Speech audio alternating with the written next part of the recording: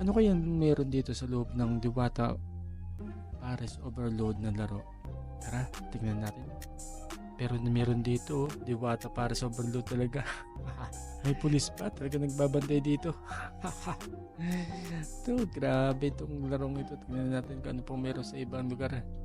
May mga nakalagay dito, mga nag-donate. May mga nag-donate talaga dito. Tapos may mga cash, tapos level. Tingnan natin kung ano pang meron dito sa lugar na ito.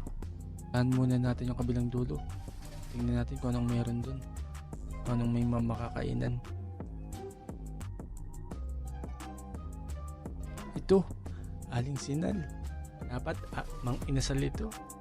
Ito siguro ang asawa ni Mang Inasal. Naging si Aling Sinal na. Dito, pwede kong umorder din. May magpipilian na parang katulad ni sa Mang Inasal. Ikaw siguro si Mang Pulis. Mang Pulis, pa-order ako ng isang kanin. Tapos only rice mo. Thank you. Habang kinukuha ni Mang Pulis yung aking order na only rice, akitin natin ang taas. Wala din palang tao dito. Tara, baba na tayo.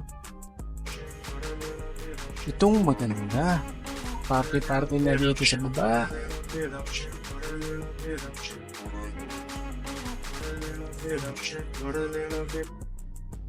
Nakakagutom na talaga. Tara, dito naman tayo sa 712. 712 naman. Tara, pasukan natin ng 712 kung anong laman. Wala ding laman. Tara, subukan natin sa iba. Dito na naman tayo sa VIP only.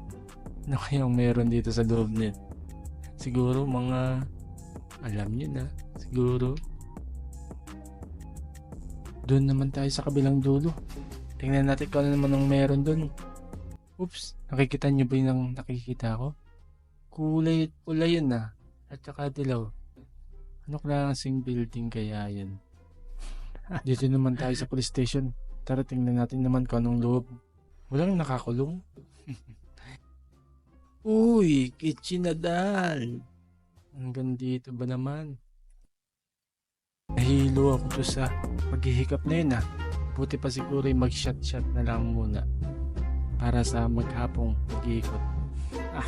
Cheers para sa bagong subscriber ko. Thank you.